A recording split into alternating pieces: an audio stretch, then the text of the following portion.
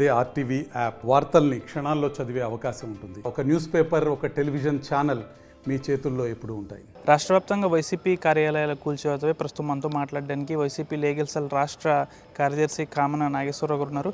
Sir, రాష్ట్ర వ్యాప్తంగా కూడా వైసీపీ కార్యాలయాలు అనేవి కూలుస్తున్నారు. దీనిపై ఏం చెప్తారు?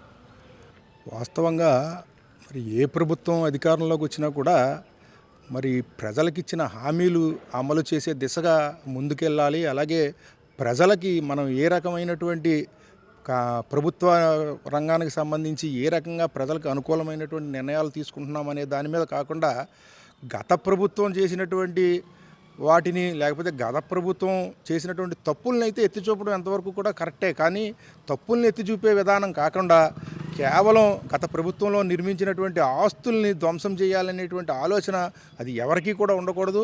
ఇవాళ మరి ఎన్డీఏ ప్రభుత్వంగా మరి తెలుగుదేశం నేతృత్వంలో వచ్చినటువంటి ఈ ప్రభుత్వం మరి వాళ్ళు ఇంకా కనీసం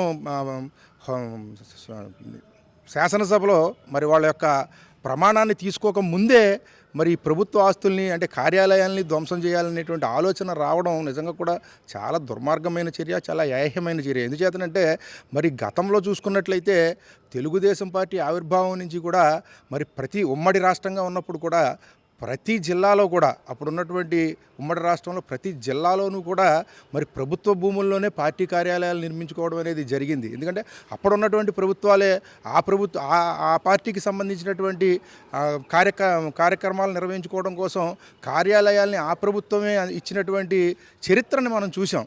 ఆ రకంగా ఇప్పుడు చూసుకున్నా కూడా ఇప్పుడు వైఎస్ఆర్ కాంగ్రెస్ పార్టీ మన అధికారంలోకి వచ్చిన తర్వాత మరి తాడేపల్లిలో మరి పార్టీ నిర్మించుకోవడం కోసం ఇచ్చినటువంటి స్థలంలో పూర్తిగా కార్యాలయం నిర్మాణం దిశలో ఉన్న సందర్భంలో మరి దాన్ని తెల్లవారుజామున 5 గంటలకు స్టార్ట్ చేసి ఉదయం ఇంకా ఎవరు లేవకముందే పని పూర్తి చేసేయాలి అనేటువంటి ఆలోచనతో మరి ఏదైతే ఆ నిర్మాణాన్ని కూల్చివేశారో నిజంగా కూడా గతంలో చూసుకున్నప్పుడు మరి 2019లో మరి వైఎస్ఆర్ కాంగ్రెస్ పార్టీ అధికారంలోకి వచ్చినప్పుడు కూడా జగన్మోహన్ రెడ్డి గారు ఒక నిర్ణయం తీసుకున్నారు. ప్రజావేదికని కూల్చివేయాలనేటువంటి నిర్ణయం తీసుకున్నారు. దానికి ఆ రకంగా ముందుకెళ్ళాలి అని ఆ రకంగా వెళ్ళడం వల్ల ప్రజల్లో కొన్ని మనోభావాలు దెబ్బతున్నాయి. మరి ప్రభుత్వాన్ని పక్కన కూర్చోబెట్టినటువంటి పరిస్థితి ఉంది. మరి ఇప్పుడు కూడా అదే నిర్ణయంతో మరి తెలుగుదేశం ప్రభుత్వం కూడా వెళ్తూ ఉంది కనుక 100% ప్రజలు అన్నీ కూడా గమనిస్తూ ఉంటారు. అందుచేత ఏంటంటే 100% ప్రజలు మళ్ళీ ఎన్డీఏ ప్రభుత్వానికి వ్యతిరేకంగా ఈ 5 ఏళ్ళు ప్రజాస్వామ్యంలో మరి తప్పదు కనుక 5 సంవత్సరాలు ఉండి తీరాలి. కానీ లేకపోయినట్లయితే ఇవాళ ఎన్నిక పెడితే మళ్ళీ ఎన్డీఏ ప్రభుత్వాన్ని మరి పక్కకి పంపేటువంటి నిర్ణయంతో ప్రజలందరూ ఉన్నారని చెప్పేసి మరి ప్రజల నుంచి చూస్తూ ఉంటే ప్రజల భావోద్వేగాలు చూసినప్పుడు ఖచ్చితంగా అది కనపడతా ఉంది. ఎంపీసీ బైపీసీ విద్యార్థులకి ఒక వరం CA CMA కోర్సులు. CA CMA చదివే విద్యార్థుల్లో 40% మంది ఎంపీసీ మరియు బైపీసీ విద్యార్థులే. Master minds. ఎందుకంటే ఎవరి ఆస్తులు కూడా ధ్వంసం చేయడం అనేది అది కరెక్ట్ విధానం కాదు. ఏదైనా చేయగలిగితే అభివృద్ధి వైపు ముందుకెళ్ళాలి తప్ప ధ్వంసం చేసే విధానం అనేది ఎంతమాత్రం కూడా అది ఆచరణీయం కాదు, ఆమోదయోగ్యం కాదు. కనుక మేము ఇప్పటికైనా ప్రభుత్వాన్ని కోరుతా ఉన్నాం. ఏదైనా ఇబ్బంది ఉంటే దానికి నోటీసుల రూపంలో నిజంగా కూడా అందులో తప్పు జరిగింది అనుకుంటే దానికి అన్ని రకాలుగా కూడా దాన్ని డిమాలిష్ చేయాల్సినటువంటి అవసరం లేదు. అందులో ఏమైనా డీవియేషన్స్ ఉంటే కరెక్ట్ చేసుకోమని చెప్పొచ్చు, నోటీస్ ఇవ్వచ్చు, ఆ రకంగా ముందుకెళ్ళొచ్చు. దానికి కోర్టులు ఉన్నాయి. మరి చట్టపరంగా తీసుకోవాల్సినటువంటి చర్యలు తీసుకోవచ్చు. ఏదైనా అది అక్రమ నిర్మాణం అయితే ఎవరైతే నిర్మించారో వాళ్ళ మీద చట్టపరమైనటువంటి చర్యలు తీసుకోవచ్చు. అలాగే దాన్ని పెనలైజ్ చేయొచ్చు. ఆ రకంగా చేయకుండా కేవలం దీన్ని ఏదో ఒక రూపంలో వాళ్ళు చేశారు కనుక టిట్ ఫర్ ట్యాట్ అన్నట్టుగా ముందుకెళ్తే ఖచ్చితంగా టిట్ ఫర్ ట్యాటే జరిగిద్ది.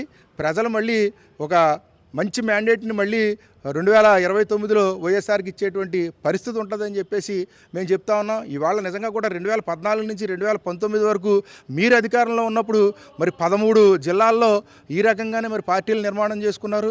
ఈ రకంగానే 99 ఏళ్ళ లీజు కానీ లేదా 35 సంవత్సరాల లీజు కానీ లేదా 33 సంవత్సరాల లీజు కానీ ఇచ్చుకున్నటువంటి పరిస్థితులు ఉన్నాయి. ఆ జీవోలన్నీ మీరు ఇష్యూ చేసినాయే. మరి వాటన్నింటినీ కూడా మీరు కూల్చివేస్తారా, లేకపోతే ఒక్క వైఎస్ఆర్ కాంగ్రెస్ పార్టీనే కూల్చివేస్తారా అనే దాని మీద కూడా స్పష్టత ఇవ్వాల్సినటువంటి అవసరం ఉంది. ఈ రకమైనటువంటి నిరంకుశ ధోరణితో ముందుకెళ్తే మాత్రం ఖచ్చితంగా రాబో కాలంలో మీరు గడ్డు పరిస్థితిని ఎదుర్కోవాల్సినటువంటి పరిస్థితి ఉంటుంది. మేము కూడా ఏంటంటే ఇప్పుడు అన్యాయం జరిగితే ఎక్కడైనా పేద ప్రజలకి మీరు ఇచ్చినటువంటి హామీల వలన మీకు అంత పెద్ద మ్యాండేట్ ఇచ్చారు కనుక మీరు ఖచ్చితంగా ఆ హామీలను అమలు చేయాల్సినటువంటి అవసరం ఉంది. అలా హామీలు అమలు చేయకుండా ఏదో ఈ మభ్యపెట్టడం కోసం, అంటే ప్రజల్ని ఏమార్చి వాటి మీద ప్రజల దృష్టిని మరల్చాలనేటువంటి ఆలోచనలతోనే ఈ వారానికి ఒకటి లేదా 15 రోజులకు ఒకటి ఇది చేసుకుంటూ పోతే ఒక 5-6 నెలలు గడిపేయచ్చు అనేటువంటి ఆలోచనతో మీరు ముందుకెళ్తా ఉన్నట్టున్నారు. ప్రజలందరూ కూడా గమనిస్తూ ఉన్నారు. ఖచ్చితంగా మీరు ఏదైతే ప్రజలకు హామీ ఇచ్చి నెగ్గారో ఆ హామీలన్నీ కూడా పూర్తిగా అమలు చేయమని చెప్పేసి వైఎస్ఆర్ కాంగ్రెస్ పార్టీ తరఫున మేము డిమాండ్ చేస్తూ ఉన్నాం. ఈ కూల్చివేతలను ఇక్కడితో ఆపమంటా ఉన్నాం. లేకుంటే ప్రభుత్వం అంటే కోర్టులు చూస్తూ ఊరుకోవు. ఖచ్చితంగా మన న్యాయపరంగా మేము తీసుకోవాల్సినటువంటి చర్యలన్నీ కూడా తీసుకుంటామని చెప్పేసి విజ్ఞప్తి చేస్తూ ఉన్నాం. పూర్తిగా కూటమి ప్రభుత్వం ప్రజలకు రాష్ట్ర వ్యాప్తంగా అనేక హామీలు ఇచ్చింది. ఆ హామీలు అనుగుణంగా వాటిని అన్నిటినీ కూడా తప్పకుండా తీర్చాల్సిన బాధ్యత కూటమి ప్రభుత్వంపై ఉంది. కానీ అధికారంలోకి వచ్చిన మరుసటి రోజు నుంచే వైసీపీ కార్యాలయాలు కూల్చడంపై ఇదంతా కూడా ఒక 5-6 నెలలు వారు ఇచ్చిన హామీలను నిలబెట్టుకోకుండా ప్రజలను మభ్యపెట్టడానికి ఈ విధంగా కూల్చివేతలు చేస్తున్నారంటూ కూడా కామన్ నాగేశ్వరరావు చెప్తున్నారు. ప్రజలకు ఎన్నో పథకాలు ఇస్తామని కూటమి ప్రభుత్వం అధికారంలోకి వచ్చింది, వాటిపై దృష్టి పెట్టాలి. లేకుంటే మరొకసారి రాష్ట్రంలో వైసీపీ ప్రభుత్వం అధికారంలో రావడం కూడా తథ్యమని కూడా కామన్ నాగేశ్వరరావు చెప్తున్నారు. వీడియో జర్నలిస్ట్ శేఖర్తో మన ఆర్టీవీ భీమవరం నుంచి. మరిన్ని వీడియోస్ కోసం ఛానల్ ని సబ్స్క్రైబ్ చేయండి. లేటెస్ట్ అప్డేట్స్ కోసం వాట్సాప్ ఛానల్ ని ఫాలో చేయండి. అండ్ లింక్ డిస్క్రిప్షన్ లో ఉంది.